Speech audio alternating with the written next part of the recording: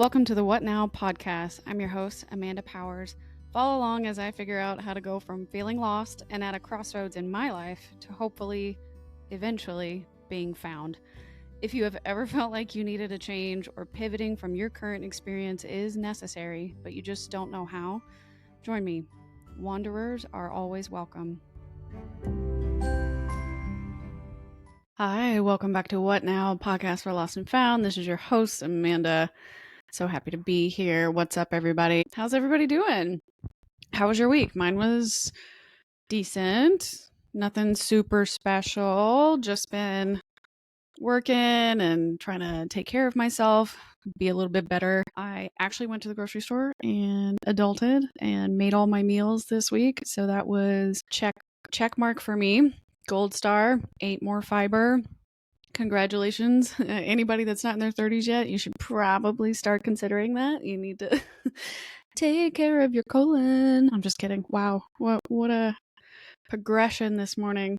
We're not even a minute in yet. Oh my gosh. Let's see. So this week we had teleworking, some, couple client meetings, went and did all of my personal pampering and making sure I'm taking care of myself, easing back into working out. I downloaded the free trial of the Spark app, Danielle Wilson's new app, where she combines mindset and wellness and her fitness stuff, and started doing the at-home workouts just because I kind of found myself working later and then taking Dirks out and then not really having complete motivation to drive to the gym. So I would do the at-home workouts, and that's been actually kind of fun. It's been kicking my butt. I ashamedly or embarrassingly started breathing real heavy through the first round of the first superset exercises. It was kind of like, oh Lord, we are so behind. We're starting over again after essentially being almost a month off from weightlifting. At least I was doing like Peloton bike rides and stuff, and walking Dirks, but that's not quite the same as actual weightlifting. But it's been a busy, decent week. Ended up going and getting my nails done. I have been going to this place called Chow Nail Bar in Hillsborough Village area. For anybody that lives in Nashville and hangs out in like kind of Belmonte, Vanderbilt space, there's a Moxie Hotel in between the two universities, and it's walkable from my office. And so when I first joined my current position, I would go over there to, get my nails done after work. And so I've been seeing this one nail artist named Lana, and she's fabulous. She's really good. And I get my nails done there. So I did get that done. And I saw my friend Philip, who also works there. He is so funny. And turns out he just moved to my side of town. So we're going to have to hang out soon. So got that done, went to the chiropractor, starting to feel, more like myself again and like cleaned up. And I don't know if this happens to you guys or not, but I guess the internet likes to call it the everything shower. But there's just times in your life where you have to like do a full cleanse, like deep hair wash, deep hair mask, shave your whole body, or at least as a woman, shave your whole body, do the scrub, get your nails cleaned up, get your life cleaned up, actually do your skincare routine at night. When you wake up, you actually put on sunscreen before you go out. Like just actually not cutting corners on myself this week, I think is the best way to explain it. Me not cutting corners about what I want to do for my health and doing whatever I think is going to make me feel good. I'm feeling like I'm in a pretty good spot. Let's get into this week's discussion though. I've had this outline for about a month. I wasn't ready to talk about it, and I kept pushing it off. And I've learned that if I have an idea and I want to flush it out, it's okay to save it. But for whatever reason, this particular topic has been coming up a lot over the last month, and I haven't necessarily been trying to seek it out. I think that's called not the confirmation bias maybe, but like, what's that? There's a specific type of bias that they talk about in psychology where you're thinking about buying, let's say you want to buy a red Jeep, and all of a sudden, or somebody or somebody you have a crush on has a red Jeep, and you are doing everything you can do to not think about that car or like whatever it is. But then all of a sudden, everywhere you go, you're seeing a lot more red Jeeps than you normally would have. Is that I think that's confirmation bias, where like you keep seeing the thing that feeds back into your original idea, is that I'm going to get a red Jeep, or I'm going to find a red Jeep, or I like the red Jeep. And blah, blah, blah. So maybe I just started to do that on my own, but for whatever reason, the universe or heaven or whomever has been sending messages to me about this topic, and I didn't know how to approach it because I wanted to make sure that like I could give context as to why I think this is showing up for me, and I did not want to bring the topic to the show unless it actually related to what the show's purpose is. And so until I could find a way to bring the context to the show appropriately, I didn't want to talk about it. And now I have found a way to do that. All that to say.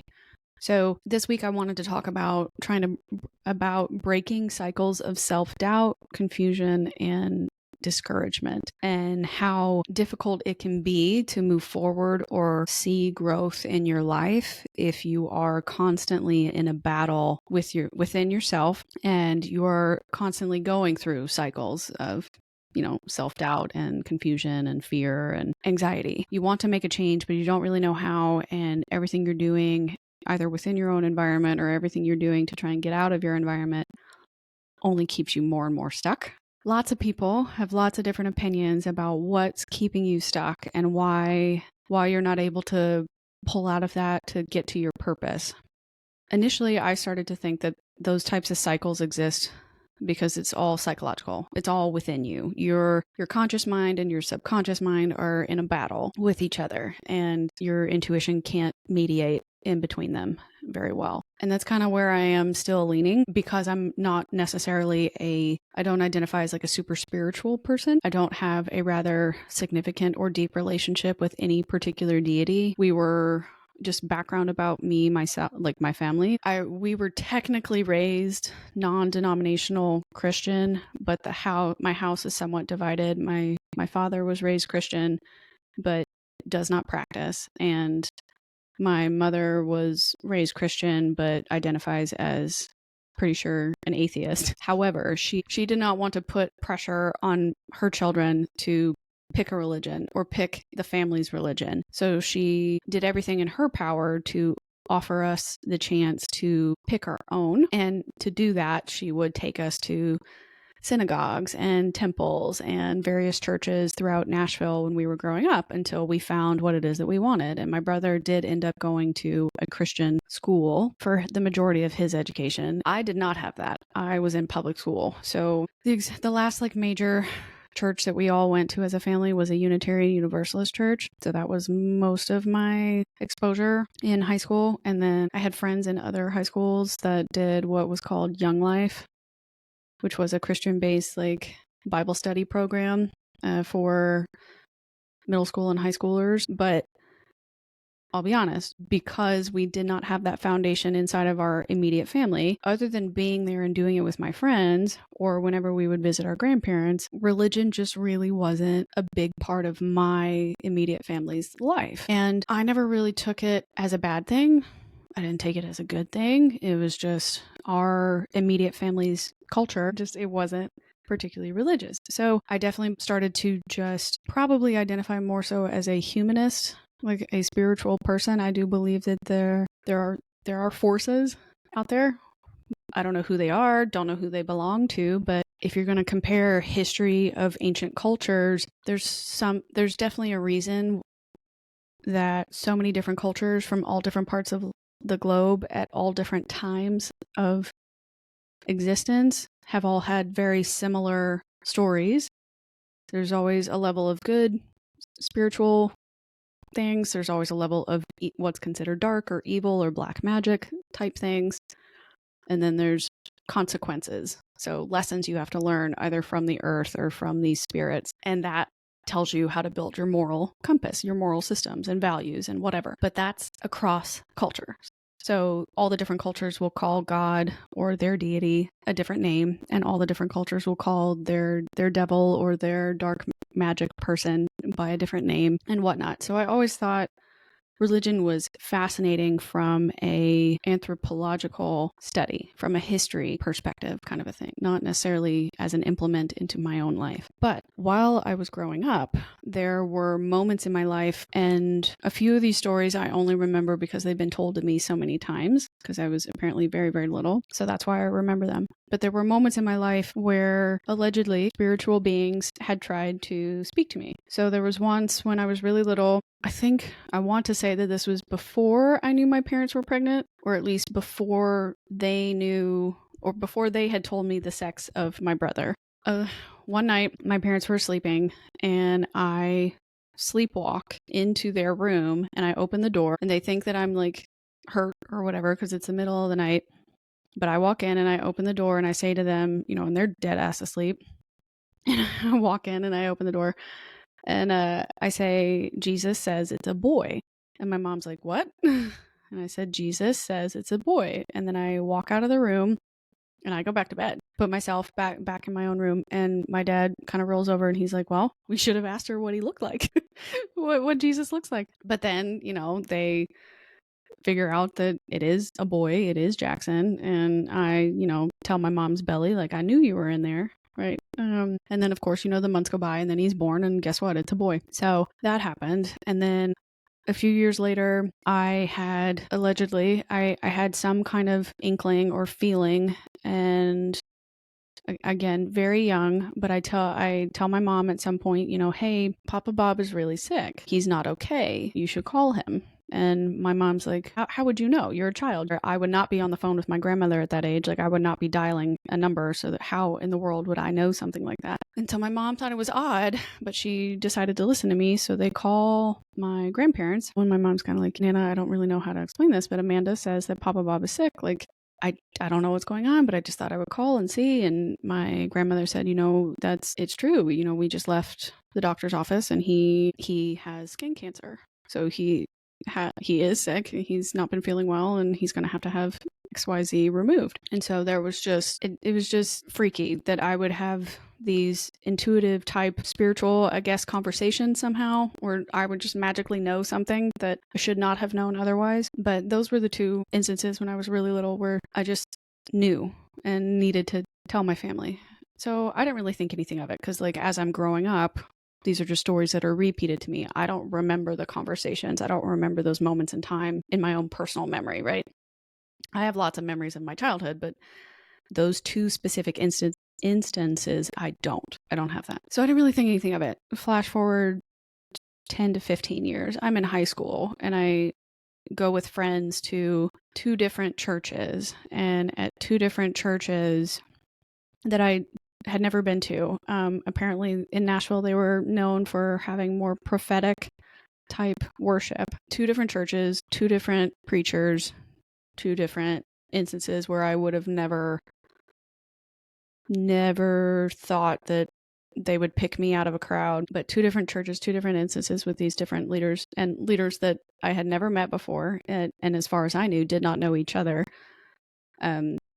pulled me out of a crowd and gave me the same prophetic messages about me and being the daughter of James, and essentially messages about a future that I'm supposed to walk with my father, and the gift of discernment that I have, and that God has been trying to tell me that I need to use it, and that I can't. The power of that particular gift is more than I know, and that I don't know. They would always say really weird things about my dad, and then I'd come back and I'd tell him, and I'd get really upset when I would leave these churches. Like, why are they picking me out? Why are they saying these things? Like, I don't know them. How do they know all this information about me? And I'd come back and I'd tell my dad about them. He'd be like, whatever. Like, it's stuff that they could say about anybody. Yeah, your dad's a business owner. Like, that's not that hard. It's Nashville. There's a bunch of industries. Of course, there's a lot of small business owners. Like, well, it's 2013. Of course, it's a bad economic time right now. I had to let go of this many employees after the federal sequester and after the housing market crisis. Like,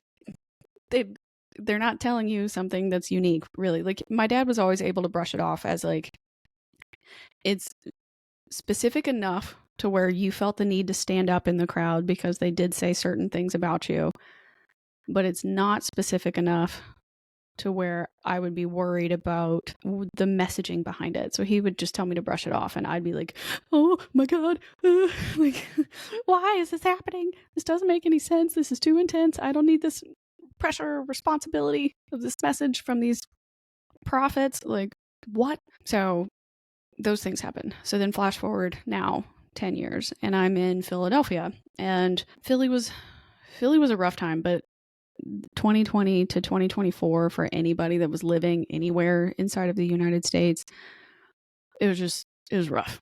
It was rough. Lots of isolation, lots of self-doubt, lots of confusion, lots of loss, economically, socially. And I think anybody would be under stress and pressure. But at that time for me, especially, 2019-ish through 2022 was spent all in the law enforcement realm. So those were really rough for me politically, emotionally, personally, with my family, with my dating life, my professional life. So there was a lot of what I perceived to be expected stress, and then apparently a lot of subconscious or subliminal stress that I was not aware of, or at least not acknowledging until my body started reacting to it. But there was I think a climax or a peak point of that stress because I started having sleep paralysis moments, and those were not normal for me. I had never had them before until I moved to Philadelphia, and it was weird because at first, I didn't really realize what was going on. I didn't really think anything of it because I guess from what I understand, the way sleep paralysis works, your brain wakes up before your body finishes the REM cycle, essentially. And so your body thinks that you are still asleep. So it's still solid, laying flat or laying down in whatever, in that particular position. And it's going to take a second for your brain and your body to sync up. But essentially you've had a very dramatic, quick ending of your REM cycle, and various things can cause the sleep paralysis to happen. But it is not an uncommon experience among humans all over the world from all different times in the Earth's existence either, because there are lots of cultural phenomenon related stories trying to explain what sleep paralysis is. But the feelings and the emotions and what people see during those sleep paralysis times repeat. They are shared, have common things in there. So this was well before I knew any of this, right? So little old me in Philadelphia starts having these moments and nothing seems to happen. But there was a peak stress time where I didn't know it at the time, but the person I was seeing was about to break up with me. My grandmother had been diagnosed with lung cancer, and I was having some problems at work with another analyst that was essentially, the short version of the story was passive aggressively bullying me, and because they didn't want to put the amount of effort into a project that I thought the project needed. And so they wanted to cut out the extra work, and essentially that would completely remove my role on the group project. And I confronted them about it, and it got really weird, and it was just very stressful at the office. And all those three things were happening at once. And to escape, I would, go home at night and listen to podcasts, read books, try and pretend I was somewhere else. And one of the podcasts that I stumbled upon was a podcast called The Hidden Gin, and it was a podcast produced by Grim and Mild, which was a podcast production company started by a producer named Aaron Mahnke, and he is famously the original podcaster for a show called Lore.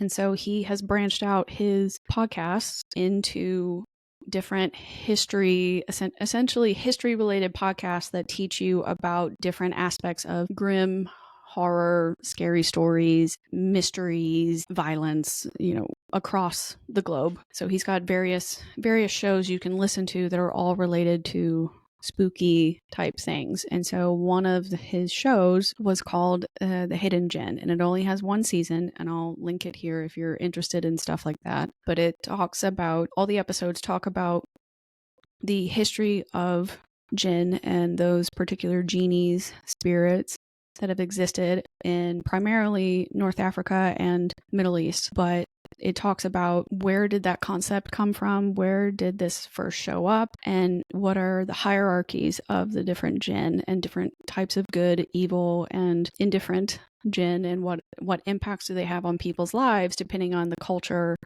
and where they're located? And ways that people have written about interacting with them, good or bad. And the podcast host dedicated one of the episodes to the history of the devil and where did that come from and how does the devil show up across different cultures and his or her different names, the history of that in the Christian Bible versus like Native American religions or North African groups or in, Saudi Arabia, etc. Like how does this particular dark spirit and monster, demon, whatever show up? And so I found it just fascinating because I had never heard about any of these things other than through mainstream Christian examples or, when you talk about genies, I immediately think of, the pop culture stuff from Aladdin, from Disney. And there's a lot that Aladdin talks about that's like just extremely loosely based on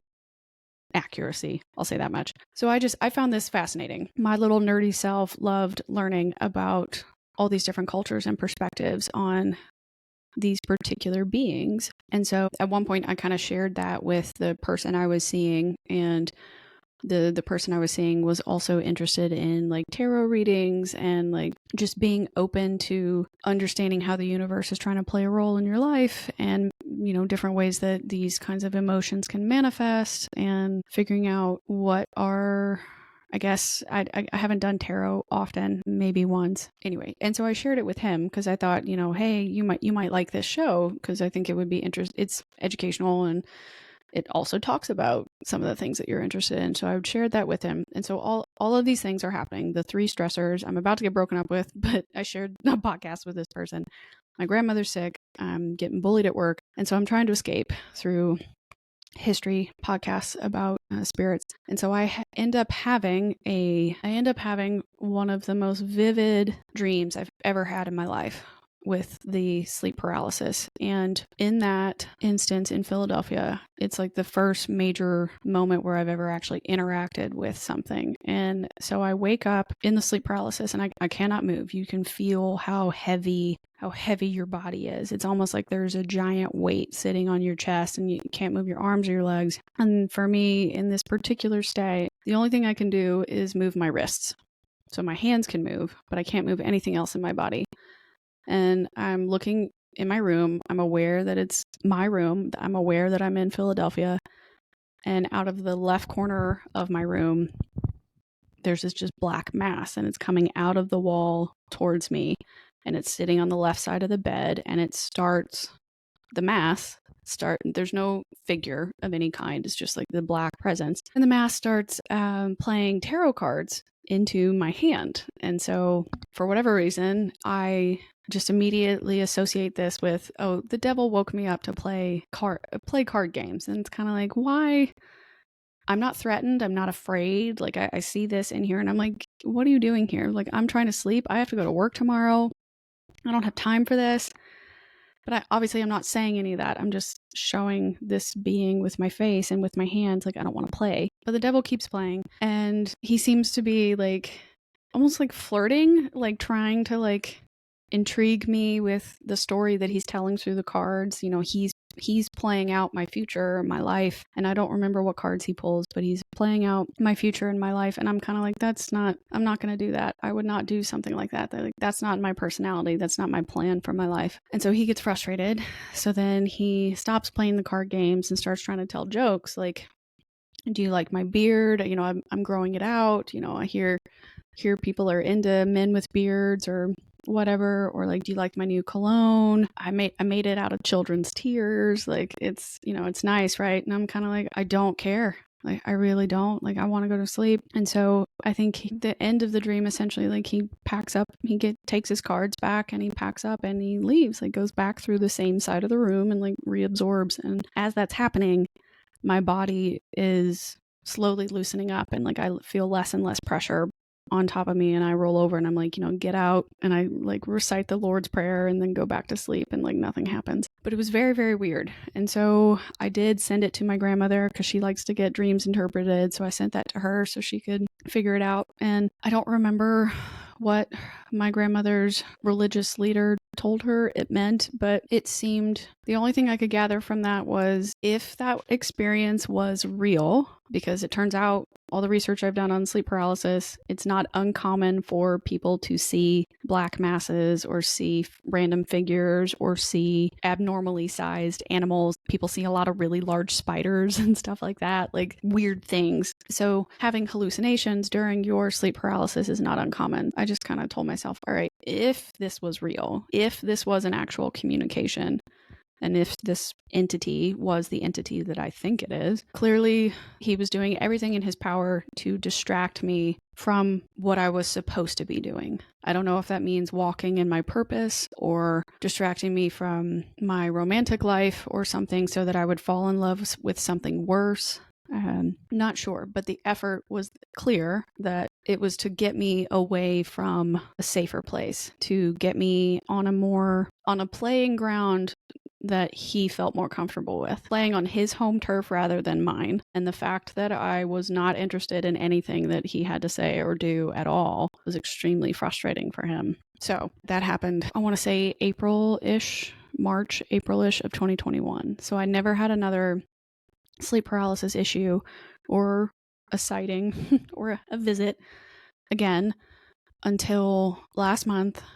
I'm in Nashville and I was going through some health issues and stress, personal stress that I guess I did not realize that I had internalized so many external things that were happening. So I think maybe my empath bucket was just way too full, and it manifested into a physical reaction on my health through bad sleep and my getting sick. And so while I was dealing with this and reconciling that particular stressor, I had a second paralysis dream. I had not had one in years. It came at a very interesting time, which could be a coincidence, could not, but I was in the middle of a different dream, and I don't remember what that particular dream was about, but I, at the time, didn't, you're in the middle of the dream, so you don't really realize that you're dreaming, but I started to hear a warning sound, like a pounding, not necessarily like a siren or like a fire alarm or anything, but there was a warning sound coming from the right side of my body,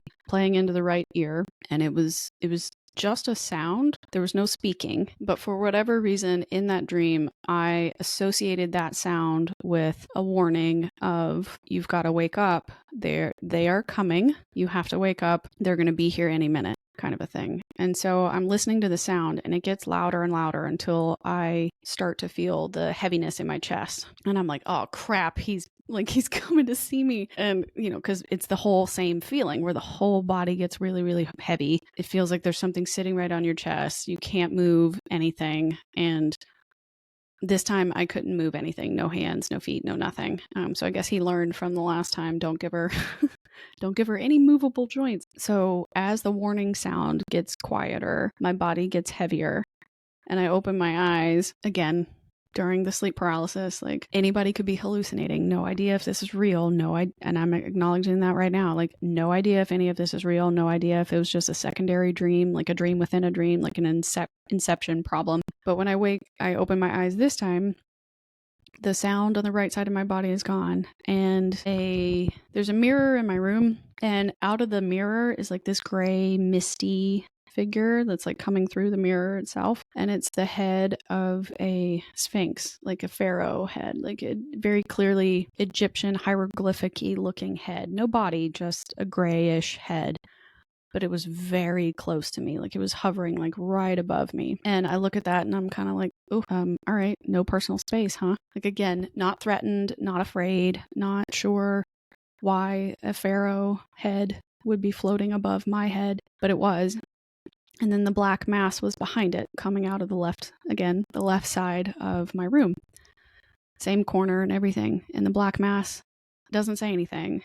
Neither one of them say anything. But the vibe that I got from that interaction was that when I opened my eyes and saw both of them, they were surprised, kind of shocked that I woke up, almost like they didn't think they were going to get caught being in there. So they don't say anything, they don't interact, they just slowly pull back into wherever it is that they came from, and then they're gone. And as they're pulling back, my sleep paralysis is leaving, like my body is getting less and less heavy. I can move again, and I do the same thing. I roll over, say, get out of here. You're not welcome, and recite the Lord's Prayer and go back to sleep. And so, of course, I tell my grandmother the next day because she had conveniently asked me earlier in the week, like, have you been dreaming again? Like, all of these things have been coming up for me and my friends, and they've been messaging about these certain issues. And I was just curious if maybe it was happening to you too, since this happened to you last time. And of course, at the time, I tell her, nah, I'm good. Like, everything's okay. I haven't had any issues. And then the very next night, I get a sleep paralysis message. And so it was really, really weird. And after I told my grandmother about it, she said she would look into it and try and get it interpreted again.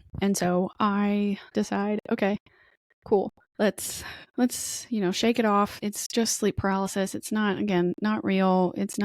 You're not under threat. Nothing happened. And you're not really going to let it bother you or throw you off during the day. And then for whatever reason, I'm, on social media doing whatever. And the motivational speakers and things like that I've been following to either learn from or find content from that I think would be helpful for the podcast. One of them said, in order to, see growth in your life, you have to feel the fear and do the scary thing anyways, because the devil is going to try and talk you out of your blessings every single time. And that kind of hit me. I don't know that I associate my life or my progress in my life as something God did or something the devil did, but it makes sense that if he were to visit, that's his goal, right? If the myth is true, if the stories are true, if the religious texts are true, again, across generations, across cultures, the dark matter wants to throw you off course because it makes you more vulnerable and easy to manipulate, and it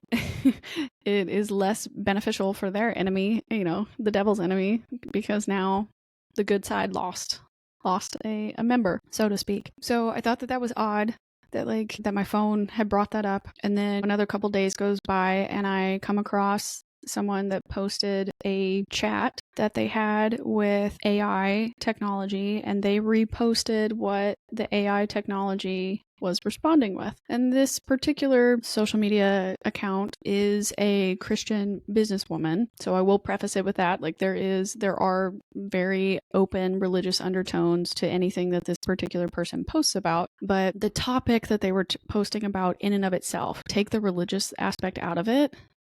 The topic that they talk about was how you can attack your own capabilities when you live in cycles of self-doubt, and how you can get trapped in life and find it really, really hard to get out. This particular person posted their conversation with ChatGPT, where they posed the question to ChatGPT as, if you were Satan and you wanted to stop a young woman from meeting her potential and fulfilling her life's purpose, how would you do it? And I thought, okay, let's be real. We're going to ask a computerized program to think through a rationale like a human, or like a spiritual deity, which the ChatGPT surely doesn't have that kind of capability yet. But the alleged response that ChatGPT provided stunned me. Again, this is also on the internet.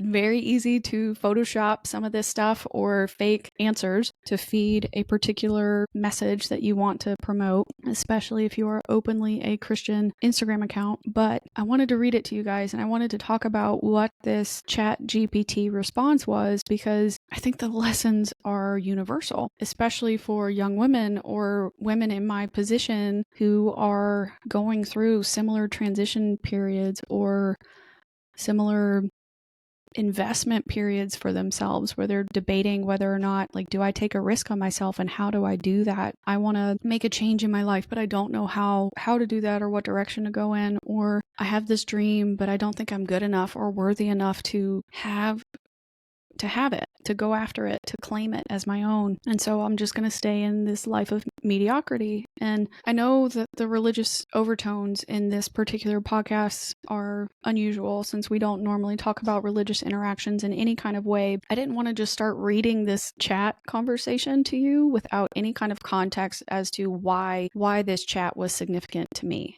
and why it hit me differently. Because lately I am getting these universal messages, or I'm getting these signs in my life where it's kind of like, okay, I can't ignore this anymore. If this is true, if this is real, if this is actually what I'm interpreting it to be, then this particular social media post is incredibly significant for my journey. And if it is significant for my journey, then I need to share it with my audience. And that's kind of where I'm at right now. So I want to go through this chat and talk about each of the pillars that the ChatGPT Satan would use against you and how those things have shown up in my life and how I think you can combat those particular problems. So here we go. She asks, if you were Satan and you wanted to stop a young woman from meeting her potential and fulfilling her life's purpose, how would you do it? And allegedly ChatGPT responds with, if I were Satan and I wanted to stop a young woman from meeting her potential and fulfilling her life's purpose, I would target her mind, her emotions, and surroundings to create a sense of self-doubt, confusion, and discouragement. My goal would be to keep her stuck, distracted, and disconnected from her true path. And here is how I would do it. Number 1, I would undermine her self-worth. I would plant seeds of insecurity, making her constantly question her value. She focuses on her perceived flaws and her weaknesses rather than her strengths and potential. By keeping her self-esteem low, she would struggle to believe she deserves success or happiness. So I think it's very important that they listed this first, to undermine your self-worth, because from your self-worth, you generate everything else. When you have really low self-worth, you can't set boundaries. You don't respect yourself and therefore find it hard to gain respect from others. And if you have low self-worth, you don't bet on yourself. You don't take risks. You don't dream bigger. You don't push yourself to a point of getting uncomfortable, because your self-worth is so low that you have to keep your fragile state as stable as possible. And so keeping expectations low and keeping efforts low basically becomes a self-fulfilling prophecy. You never do much, so you're not worth much.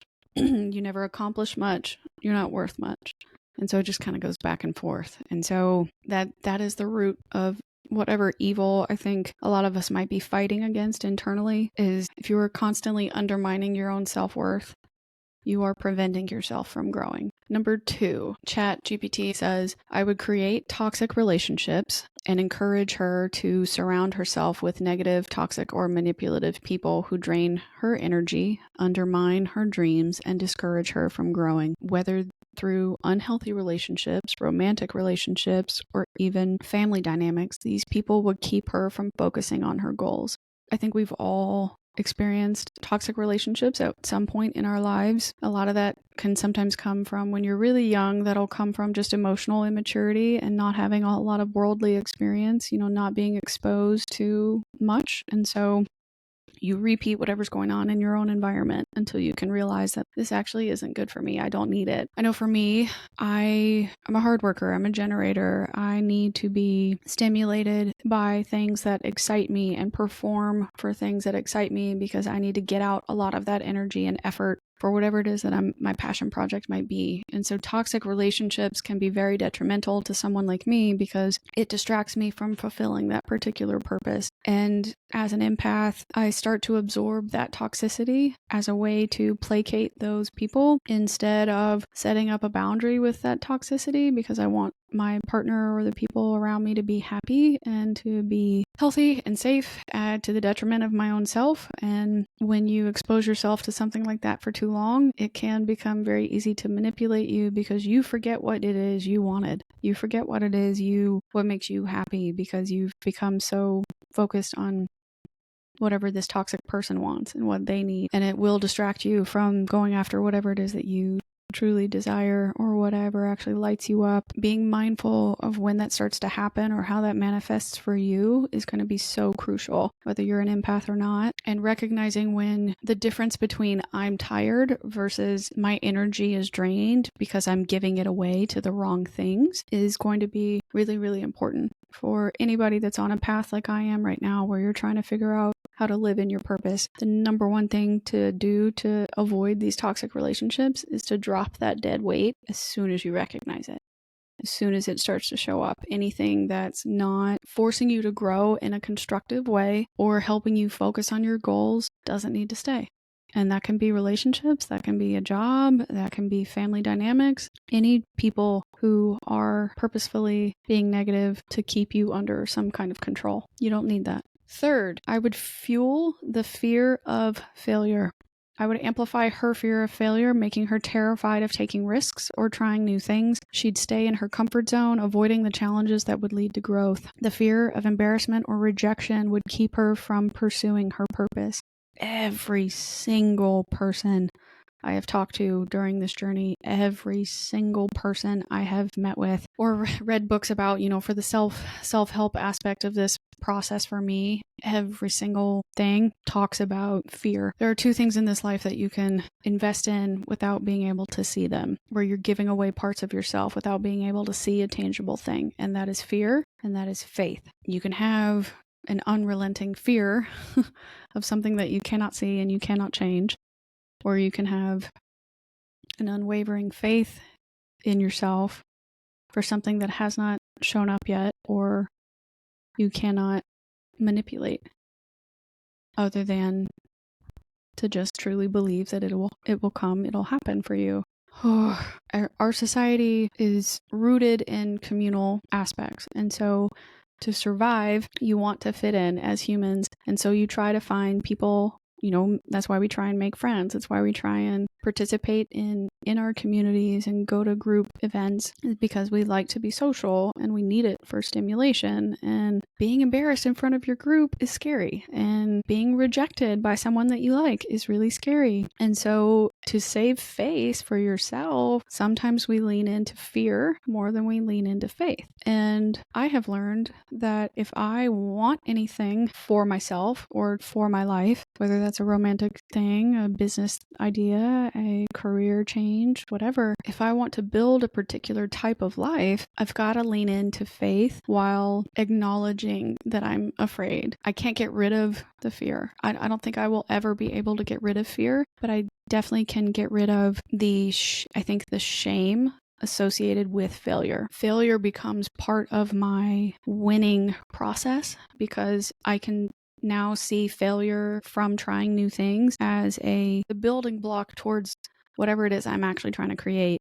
I wouldn't be able to create the life that I want if I didn't make mistakes throughout that process. If I didn't learn from, this won't work, this isn't a good idea. Don't put that into my foundation then. If it's not something I need to learn that, right? And so learning to stand on faith within yourself, or stand on faith with your particular religion, stand on faith with whatever is guiding you, fine. But at the root of it all, I think if you're going to give an unyielding amount of energy into something you cannot see, I would encourage you to put it towards faith versus putting it towards fear. Fear you're never going to get rid of. It can probably just get quieter. But if you can find a way to lessen the amount of shame or embarrassment that you feel while you are leaning into faith, I think your fear can get reduced. So that's what I would suggest about fighting on that one. Number 4, I would distract her with superficial goals. I would shift her focus away from her true calling by making her prioritize materialism, popularity, or external validation. She would chase after short-term rewards, money, status, appearance, while neglecting her inner development and long-term purpose. Yeah, this one's a tough one. Superficial goals, chasing after money, status, or appearance, and neglecting your inner development. I think it's really hard to set a balance, right? Because you grow up right now in a society that, at least as Americans, you're growing up in a society that tells you have to pay for things, and you have to make a certain amount of money in order to live. If you want to be independent, you have to do X, Y, and Z to be able to pay your bills to get that. And to look successful, there's a specific way that society is going to expect you to do that. Whether that's through wearing certain labels, buying certain cars, living in a certain type of house, in a certain city, etc. That materialism shows off status, and our society seems to believe that a certain level of status gives you a presumed level of authority. Whether that authority is rightfully earned or not, can't really tell you, because all people seem to care about is whether or not that status is there. And so I know people that would do anything to maintain that status, to maintain that kind of access, even if it's putting them in debt, even if it's ruining their marriages, even if it's causing them so much internal grief and stress that it's now manifesting into physical ailments in their life. It's one of those things in this world where if you're going after a superficial goal, it's truly just one of those instant gratification things. I can take my money and, buy all this stuff and go into debt, and I'll look good. I'll look like I have this kind of status and I'll look fancy, but does it serve my ultimate goal? Probably not. If I want to invest in myself for my own business, or if I want to start a creative project like this podcast, all that money I could be investing in status and appearance. I could be investing in podcast production or trainings, or possibly a publicist down the line. Or if I wanted to publish a book someday, I could turn that money that I could have used to buy a Mercedes into a self-published author opportunity, or etc. I'm just listing stuff here, not saying that that's exactly what will happen. But when you're focused on something that's skin deep or that kind of superficial stuff, it's an instant gratification type thing. And so it's not going to sustain you throughout your process. And so it makes sense why the theoretical devil would distract you with this, because it keeps you looking at something shiny rather than looking at something with depth, rather than looking at the lump of coal and trying to figure out, okay, how do I squish, the diamond out of this? That's where the inner development stuff comes in. That's where that long-term purpose comes in, where you look at a problem and go, okay, I can get uncomfortable enough to solve it. I can spend the time that it's going to take to fix it. And then at the end of that is the purposeful product that I can use to help others, or a purposeful product that I can use to help my environment and make other people's lives better, my own life better. But sometimes you don't want to do that.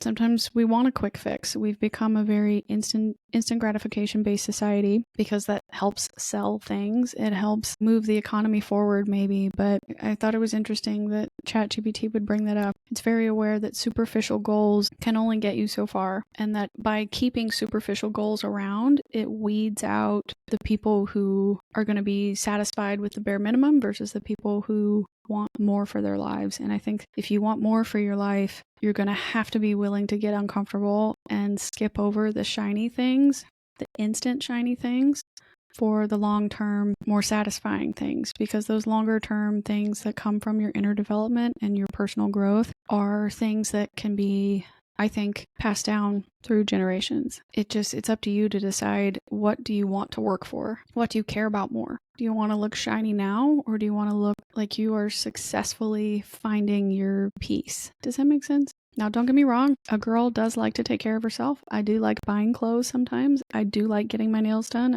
I do like hearing compliments every now and again, but I don't throw my entire identity behind the shiny goals, because I understand what my reality is. I'm not a Kardashian. Never have been, never will be. I'm not part of that 1% rich group. I'm Amanda Powers with student loan debt and a very specific salary. So I'm learning to live within my means while trying to invest small things where I can and build where I can in ways that it's going to benefit me on the back end rather. So my superficial goals don't exist, because I think I would rather be uncomfortable now so that maybe, 10-ish years down the line, like, I'm in a better place where I can feel proud about what it is that I did now in my 30s. I can be proud in my 40s because I put in all the work in my 30s, that kind of a thing. Number 5, I would instill a victim mentality. I would encourage her to feel like life is happening to her rather than for her. By convincing her that she's powerless in the face of her circumstances, I would keep her from taking control of her destiny. She would blame external factors instead of seeing the power she has within herself to change her life.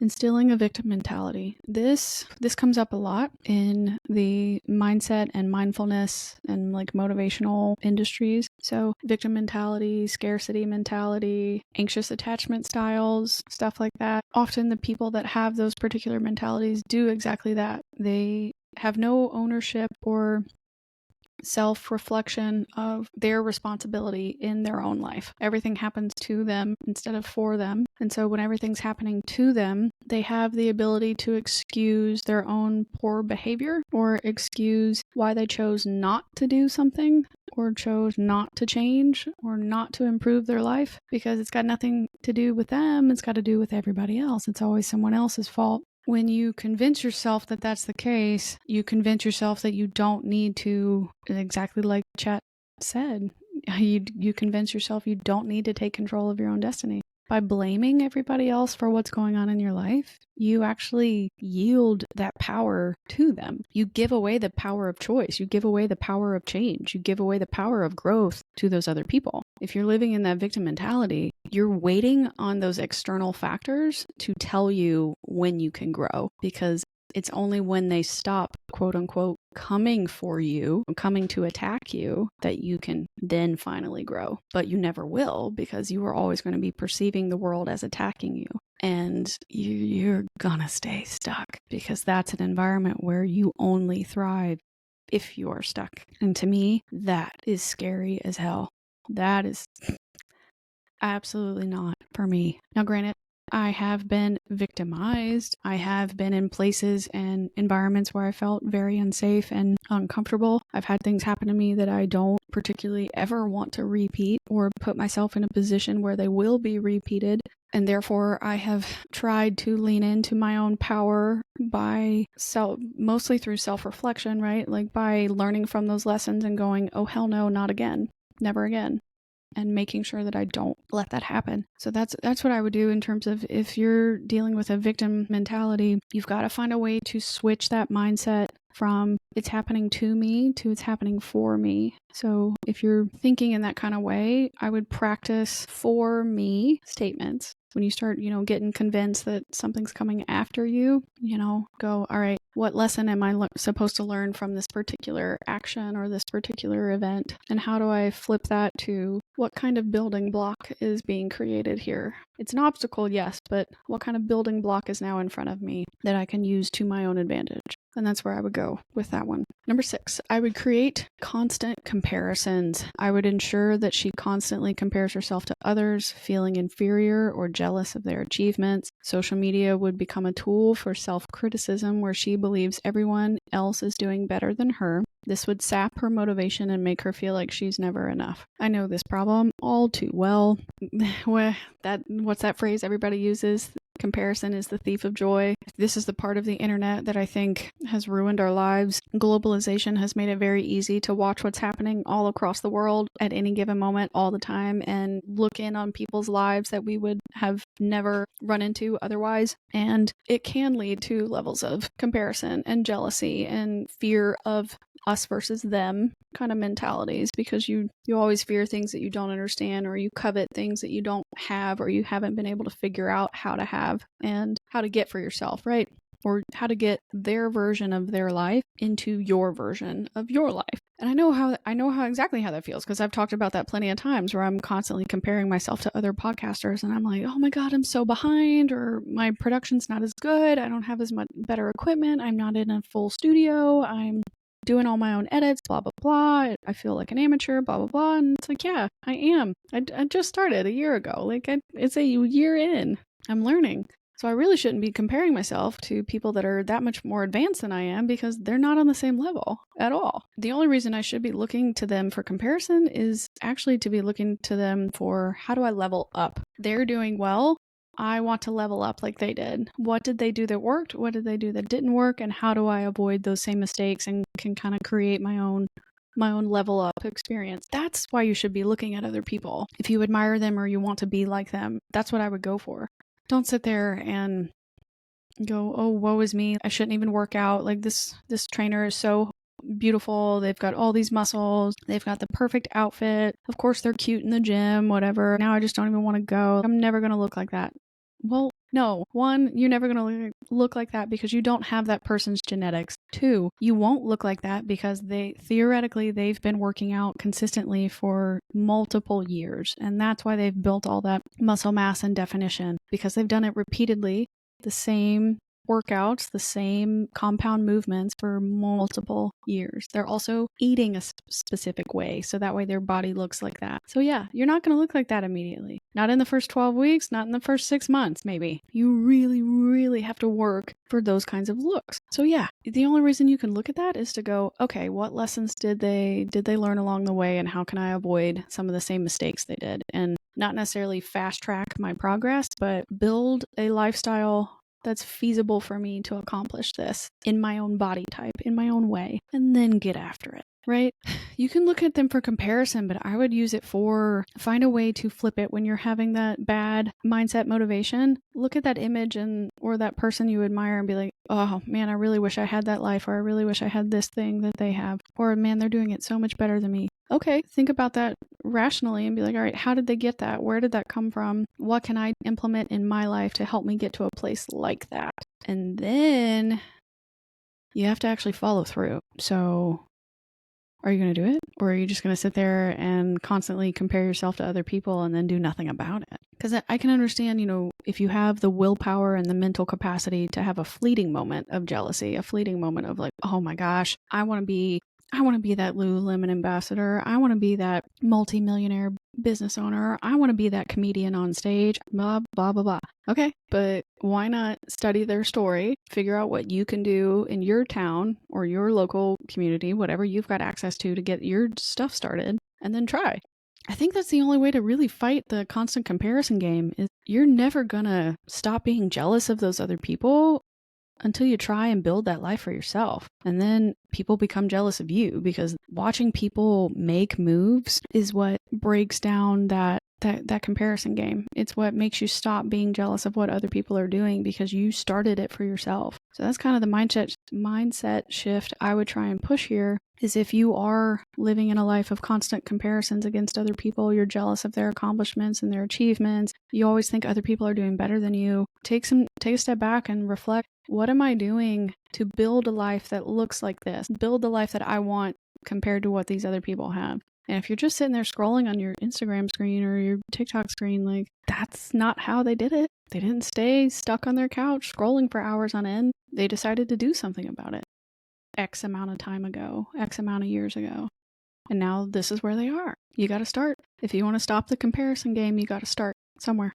Number 7, I would promote perfectionism and make her believe that anything less than perfect is not worth doing. She'd become paralyzed by the idea that she has to be flawless in every aspect of her life, whether it's her career, her relationships, her appearance, which would lead to procrastination and stagnation. Ugh. Okay. Perfectionism, I would love to say that this goes away at some point, where you eventually get to it. Maybe in your 60s or 70s, you can finally throw your hands in the air and you're like, fuck it, I don't care. I'm going to say what I want, do what I want, eat what I want, blah.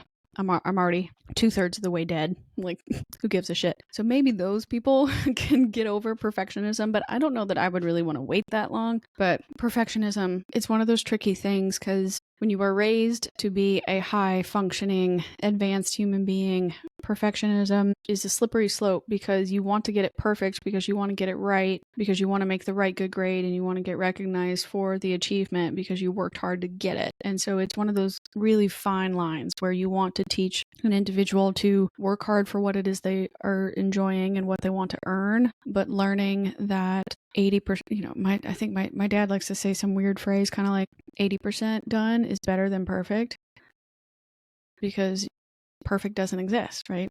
You'll never get something 100% perfect or 100% right on the exact time, every single time. And that if you're busy trying to chase a thing that doesn't exist, it absolutely makes sense why you would not start a project, because you're like, well, I don't want to do it unless I can get it 100% right, and I'm never going to get it 100% right because I'm not good at it.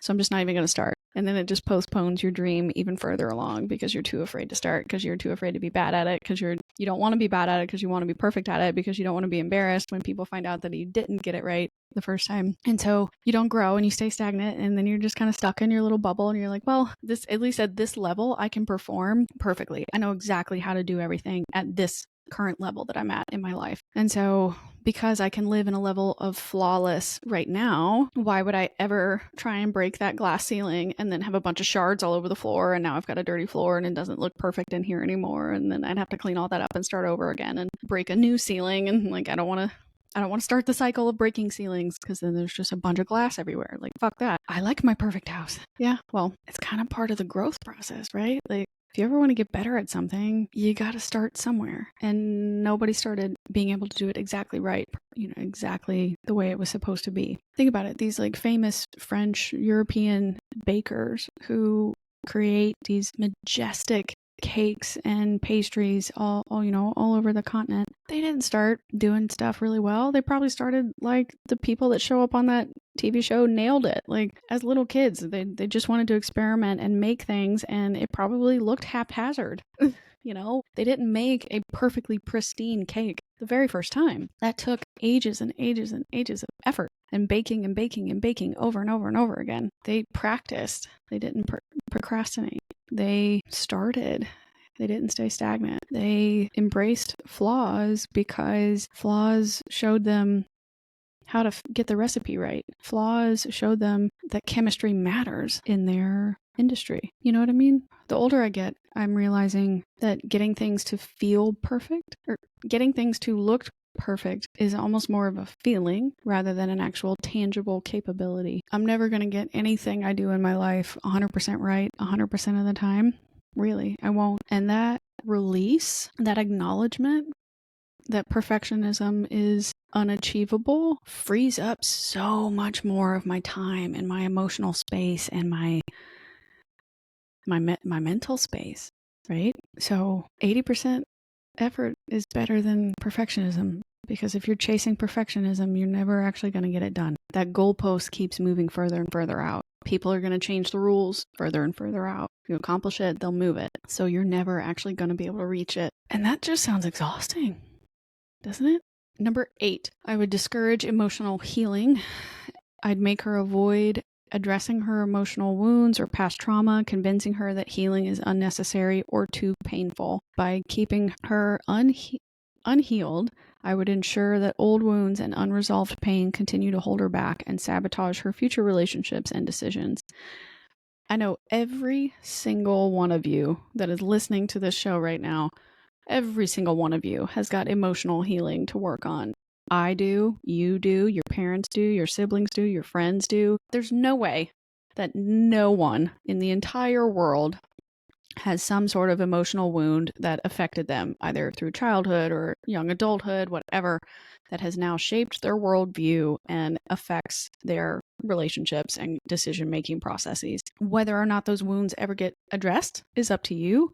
But I bet you anyone I interview for the rest of my life or the rest of this future pseudo career I want to create, I bet you anyone that I asked about a particular emotional wound, they would have an example to talk about. They would have an example to share with me, because there's always going to be moments in your life where things have been too painful, or they were too traumatic, or felt like you had been sabotaged emotionally, and it made you pivot, or it made you change, or it made you adjust how you decided to operate in the world because of it. But the issue then becomes, are you hyper-focusing on that wound to the point that you can't do anything else other than self-sabotage, because you just repeat that wound over and over again? You keep dropping salt in it because you're like, oh, this is wide open. Let me rub that in there real quick. Dirt in there. So therefore it's infected and just kind of hangs out. Or do you ignore it and bury it really, really deep until it bubbles back up out of your life and in an unexpected way? Or do you kind of let the experience happen, and when it starts to affect the rest of your life, you're like, crap, where did this come from? Oh, from that one time when this thing happened. That makes a whole lot more sense now why I act that way or I do that thing. I don't want to do that thing anymore. I don't like the person it's turning me into, or I don't like the experiences that I'm having because of this thing. I got to get a handle on it. You may not be able to get rid of it. Most wounds, if you don't take care of them well, they leave scars. So you'll never really get 100% emotionally healed, but I think you can feel better about your healing process if you learn how to emotionally manage things, manage your emotions better, practicing becoming more self-aware, practicing that, mindfulness and stuff. That'll help. But anything in your life that's discouraging you from connecting with your emotions or discouraging you from addressing emotional healing, they're not meant for you. They're dangerous, they're unhealthy, and they will absolutely keep you trapped. So I would watch out. I would watch out for that.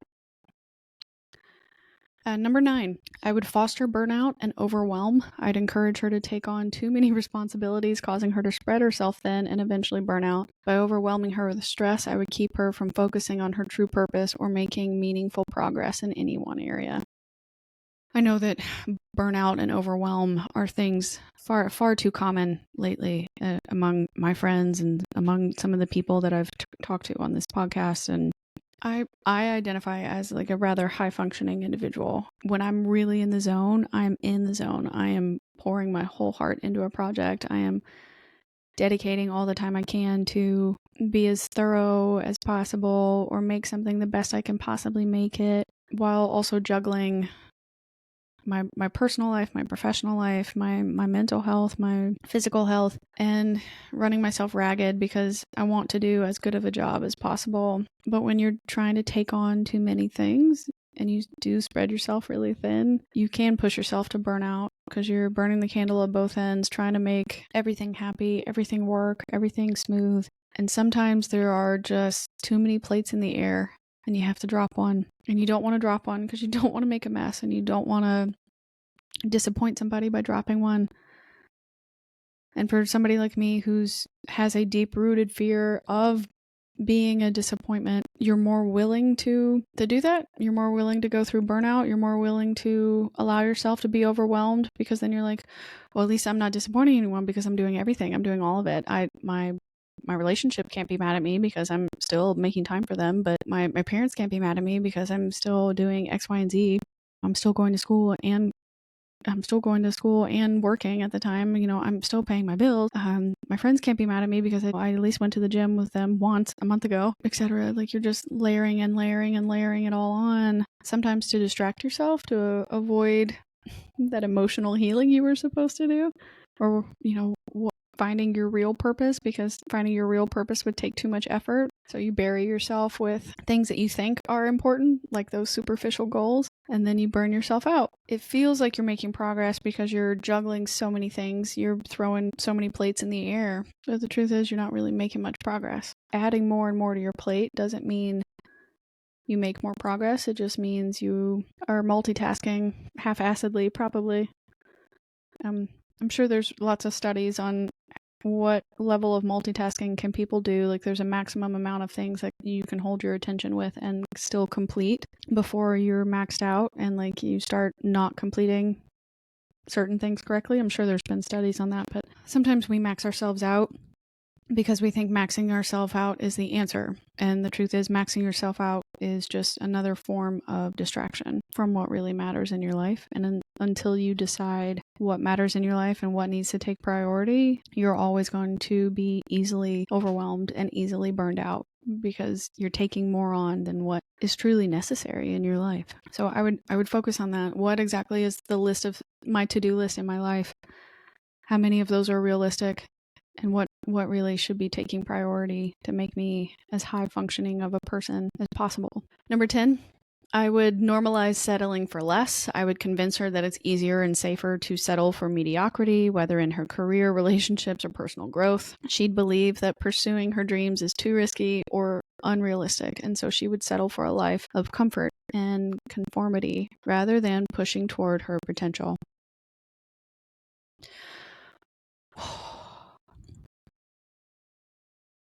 Settling, I want to conflate this as best as possible, but to be honest, the first thing that comes to my mind when we talk about settling is, to me, giving up.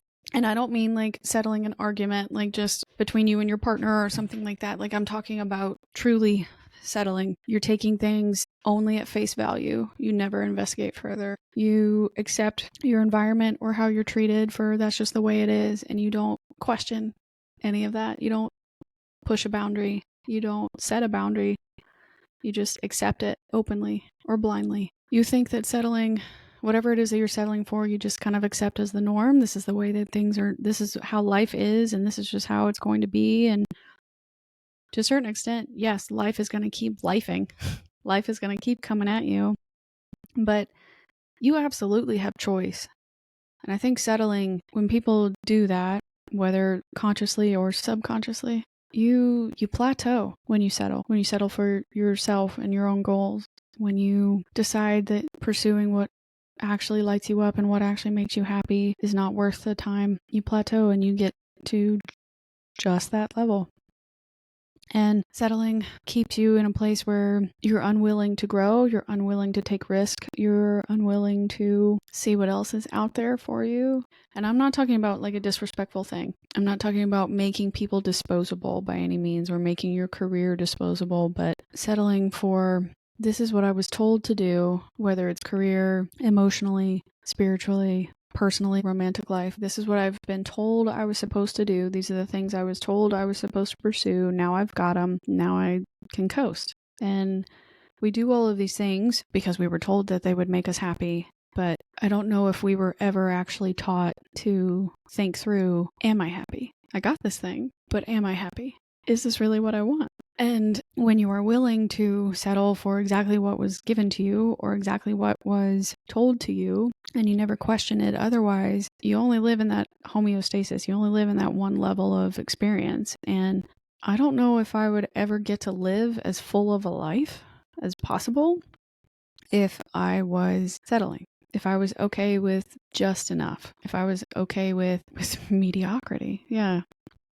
With something it's not great. It's not terrible, but it's not great.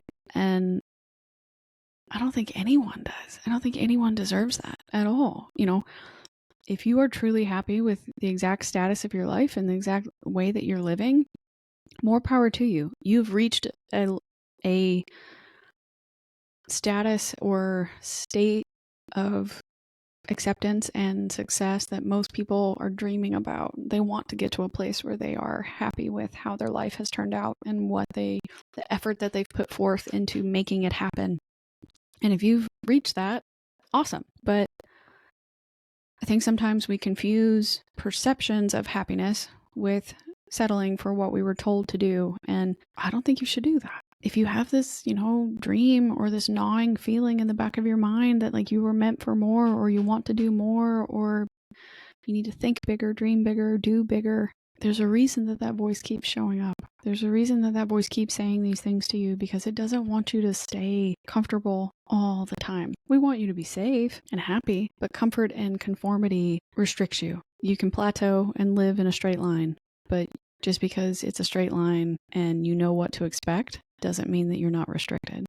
Number 11, fueling imposter syndrome. I would make her feel like a fraud whenever she achieves success, convincing her that she doesn't really deserve it. No matter how much progress she makes, she always feels like she's faking it and fears being found out, which would hold her back from fully stepping into her power. Yeah, I feel this constantly. If the devil is visiting me at all, he's probably doing it to fuel the imposter syndrome because I openly talk about feeling like this a lot. And different people that I've interviewed have had different interpretations of imposter syndrome and what to do about it and when does it show up and how do you combat it. And I get it why ChatGPT added this as one of the things that it would do to keep somebody in a cycle of self-doubt and confusion. Because if you're constantly doubting, do I deserve to be here? How did I get here? I'm not supposed to be here. Other people deserve this more than me. I'm not good enough for this, whatever. You put the obstacles in front of you before the obstacles have even shown up yet, right? You don't even get the chance to make a mistake, to learn from it if you're constantly telling yourself you're not even supposed to be there to begin with, that you don't deserve something, that you haven't worked hard enough for something. And so you just, you get in your own way when you succumb to imposter syndrome. I don't think that voice goes away no matter what, especially if you're a person that is trying to grow and you are someone that's willing to make mistakes and learn and push yourself in a direction you've never been in before. Imposter syndrome should be expected every single time you do that. You break through a particular ceiling that's been stopping you for a while and now you're leveling up. Okay, well now you got a new ceiling and now you got to try and reach that. Well, you've never done it before, so you're gonna feel like an imposter until you get used to the repetition and the movement and the expectation of, okay, if I want this, I have to keep going after it in this particular direction. Now that I've repeated these movements and these actions over and over again, I feel less and less like an imposter because I'm learning how to do it. I'm getting better every day. Broke through that ceiling. Now I'm starting all over. So I don't think imposter syndrome I don't think it is ever going to go away. So for the chat to bring this up, the only tweak I would really have is when you allow the sound of the imposter voice to get louder and louder than your confident voice, that's what keeps you trapped. And that's what's making you feel like a fraud and not achieve the success that you thought you would achieve any sooner when you're listening to that voice over your confidence voice. Because I think the only way to flip that for that imposter syndrome is the imposter then says, you don't deserve to be here, you don't know what you're doing, to flipping it to say, I hear you, you're nervous, but you're in the door. Go find a way to learn. Go find something new. Try figuring out how you can do it better tomorrow. That way you can encourage your progress while acknowledging your insecurity, but not giving power to your insecurity, if that makes sense. The imposter voice isn't going to go anywhere. If you are a person that is constantly trying to grow and change and get better and improve your life, improve your business, improve your place in this world, every single time you have an iteration of growth, that imposter voice will come back. It's just, how loud are you willing to let it be? How loud are you willing to let it get? Is it going to consume your every thought, or are you going to flip it on its head and use that voice as an opportunity to go, okay, I'm nervous. I don't really know what to do here, but I'm going to figure out how to know what to do here and then do that thing and go for it. Because trust me, anybody else that's in that space that you're trying to break into, they're too busy worrying about their own lives, their own selves. They're too busy trying to drown out their own imposter voices. So they're focused on their own shit. They're not worried about trying to find you out. They're not worried about trying to find the newbie, the imposter in the room. So don't worry about that. Easier said than done, of course. Number 12, I would block her connection to intuition or her faith. I would weaken her connection to her inner wisdom, her intuition, or any spiritual guidance she may rely on by creating doubt in her instincts or in her higher purpose. I would keep her disconnected from the inner clarity she needs to make aligned decisions. This part resonated with me a lot because I felt like I lost my intuition for a while. Working in national security, you do have to absorb that agency's motto and lifestyle and mission and values system in order to play the game. It's incredibly political in that industry. And so if you're not playing the game, you're not going to see as much success. And most of the people I used to work with, they would get to a certain pay rate level and then coast out. Because after that, they did not want to worry about becoming a manager or dealing with the political drama that it would take to advance your career in those situations. And I get it. I understand why, because most people, once they got to that level of pay, they were already married with kids and couldn't make drastic career decisions anymore, too. And so they absorbed what they needed to absorb to survive and get through whatever their end goal was. But I have noticed that when you associate so much of your success and identity on an intangible object like your career, you really will disconnect from your intuition. You will disconnect from your inner knowing and your ability to listen to yourself. And that voice is very, very powerful if you know how to connect to it. But when you don't, you do live in a lot of self-doubt. A lot of self-doubt. And that can be really tricky to reconnect with. I don't have much answer here about how to connect to your intuition, how to start trusting your own instincts again, other than to try and keep as much of an open mind as possible of listening to your body and listening to signs when they come to you, even if they don't make any sense at all. Like, I should have no reason to have that instant fear or pang of anxiety when this thing happened. I don't know why it's coming up, but it is. Even though there's no actual discernible presence of danger, but I'm feeling it. And anything that comes up kind of like that would be the thing that I would start with. Getting really quiet in yourself to try and reconnect. And I'll tag Ash Sobolka's stuff again. I think she's got a lot of products and offerings and trainings that do talk about this topic way more in depth than what I can offer you. But I think if I were to interpret all of those dreams that I've been having throughout my life, this particular aspect of what the devil would do to keep me in a cycle of sabotage and confusion and doubt, this particular tactic, blocking her connection to her intuition or her faith, I think that's definitely been happening to me. And now that I've branched away and I'm becoming more creative and more free, I guess, making myself more open must be threatening because it's allowing me to connect to my intuition more and my faith in myself. And if there is a spiritual being that relies on you being in a really, really dark place, it makes sense that it would be a threat for me to not be there anymore or getting further and further away from that kind of a state. I would do that. If you're struggling with connecting to your intuition and learning how to understand your inner knowing, I would go to the description or the show notes of this episode and look for Ash Sabolka's contact info and read what she's got on her website and her socials, and kind of make the decision for yourself if that's something that would resonate with you and help you. I would use it. And finally, ChatGPT ends the conversation with, through these tactics, I would aim to keep her in a cycle of self-sabotage, fear, and confusion, making it incredibly difficult for her to rise to her potential and fulfill her life's purpose. Yeah. It's a lot. It's a lot to take in there. I will link this so you can go back and read the entire thing, but this particular social media post just really struck me because all of the things that ChatGPT listed as things that it would do to harm you or keep you confused and trapped are all things that any one of us could be going through at any moment in our lives. You don't have to just be a woman, but if you are living in a cycle of self-sabotage, confusion, and fear and doubt, it's probably because any of these 10 things that I just listed off are happening to you. You're probably not having a good connection to your intuition. You're probably feeling like an imposter.